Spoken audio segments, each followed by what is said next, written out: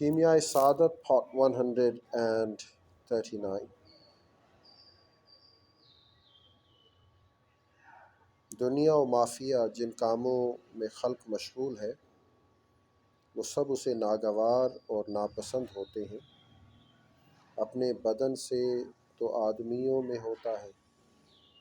اور دل سے غائب رہتا ہے، اور تعجب کی نظر سے لوگوں کو دیکھتا ہے کہ دنیا کے کاموں میں مشغول ہے، اور رحمت اور حسرت کی نگاہ سے دیکھتا ہے،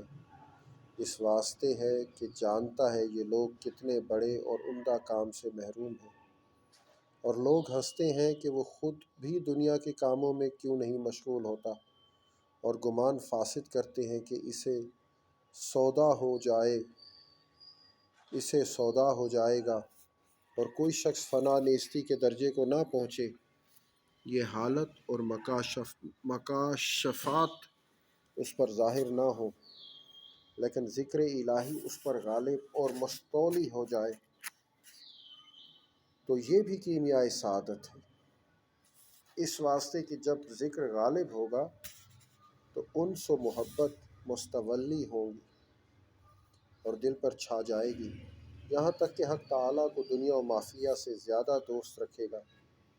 اور اصل کی سعادت یہی ہے۔ اس واسطے کہ جب خدا کی طرف رجوع ہوگا تو موت سے اس کے دیدار کے بسبب کمال لذت بقدر محبت حاصل ہوگی، اور جس کی محبوبہ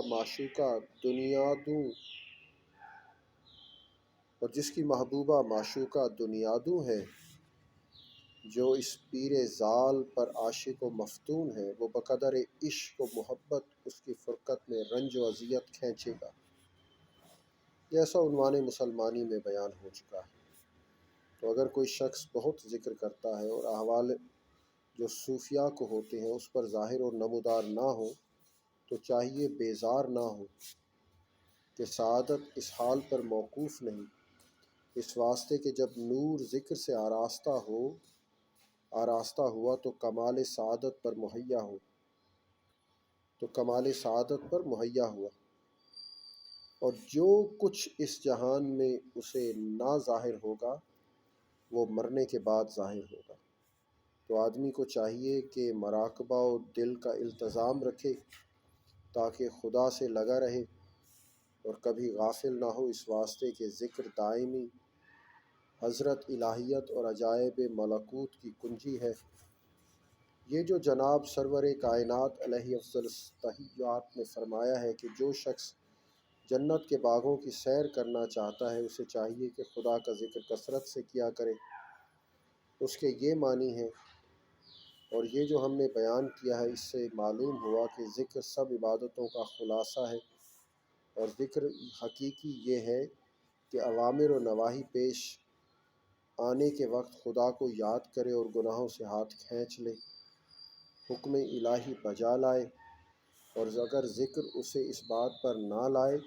تو اس بات کی دلیل ہے کہ وہ ذکر سخن نفس اور بے حقیقت تھا۔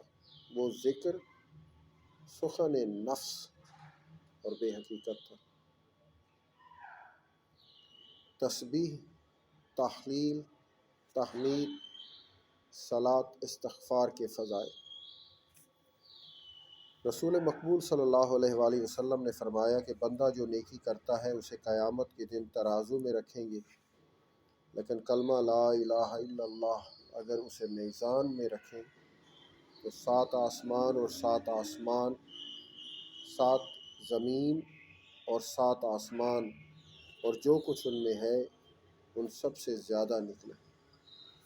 اور فرمایا ہے کہ لا الہ الا اللہ کہنے والا اگر اس میں سچا ہے، یعنی صدق دل سے کہتا ہے،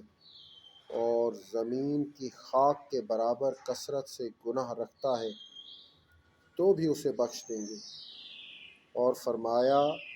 ہے کہ جس نے خلوص سے لا الہ الا اللہ کہا وہ جنت میں جائے گا، اور فرمایا ہے لا الہ الا اللہ وحدہ لا شریک لہ لہ الملک و لہ الحمد وہو علی کل شیء قدیر، ترجمہ نہیں ہے کوئی معبود مگر اللہ تعالی، اکیلا ہے وہ، نہیں ہے کوئی شریک اس کا، بادشاہی اسی کے لیے ہے، اسی کے لیے سب تعریف ہے، اور وہ ہر چیز پر قدرت رکھنے والا ہے۔